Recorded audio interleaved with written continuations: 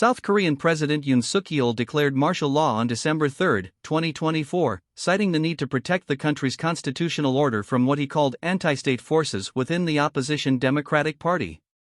He accused the party of plotting sedition and claimed their legislative actions, such as impeaching government officials and obstructing budgets, were part of a pro-North Korean agenda. The declaration allowed for restrictions on political activity, media control, and deployment of military forces, including tanks and helicopters in Seoul.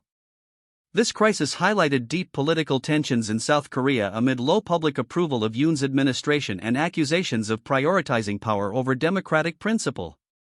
After President Yoon Suk-yeol declared martial law, Democratic Party lawmakers and other opposition members managed to hold an emergency meeting in the National Assembly.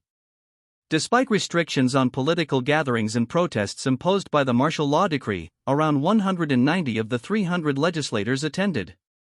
They unanimously voted to nullify the martial law declaration, leveraging constitutional provisions to assert the parliament's authority over such executive decision. The Democratic Party of Korea has accused President Yoon Suk-yeol of corruption, specifically involving unreported luxury gifts.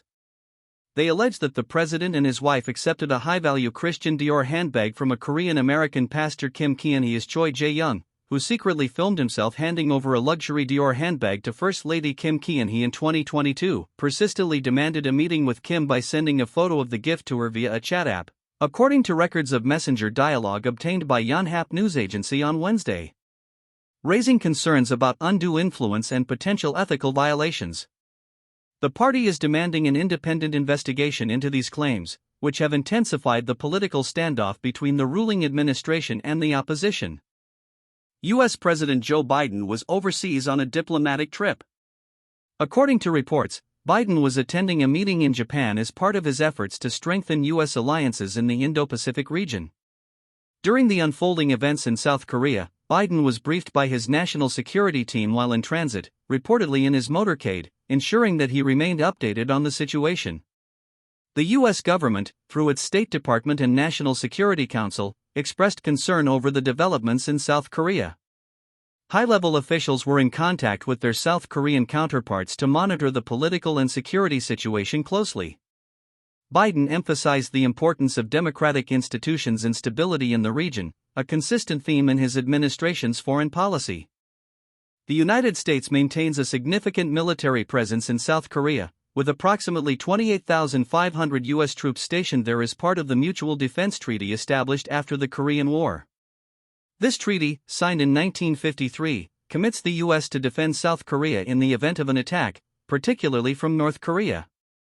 The U.S. forces work alongside the South Korean military under the Combined Forces Command, which integrates the defense operations of both nations. Council on Foreign Relations. The U.S.-South Korea alliance is a cornerstone of regional security in East Asia, particularly given ongoing threats from North Korea.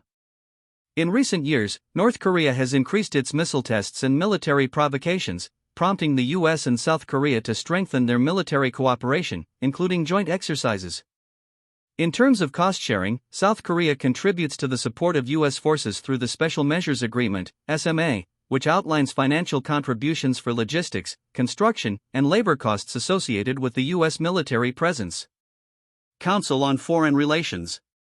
For example, under the latest agreement, South Korea is set to increase its financial contribution to approximately $1 billion for the first year, with annual increases tied to its defense budget.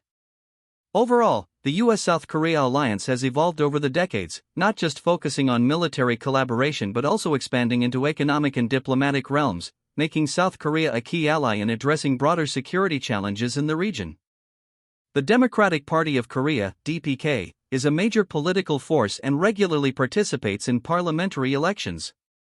It gains seats in the National Assembly through South Korea's democratic electoral process, which includes direct elections for representatives. The party's progressive platform appeals to a significant portion of the electorate, focusing on issues like social welfare, labor rights, and democratic reforms, which have helped it maintain strong representation in parliament. The situation in South Korea continues to evolve rapidly, and the Democratic Party's threats of impeachment could lead to further political confrontation and instability. Its intention to pursue impeachment proceedings against President Yoon Suk-yeol if he does not resign. President Yoon Suk-yeol's declaration of martial law in early December 2024. The president justified this action as necessary to combat perceived threats from anti-state forces, particularly against the backdrop of opposition calls for his resignation. As tensions escalated, opposition lawmakers and demonstrators protested against the martial law. Soldiers were deployed to maintain order and security within the parliament building, leading to confrontations with opposition members who were attempting to block the legislative process. President Yoon Suk-yeol has agreed to lift the martial law that was declared earlier on December 3, 2024.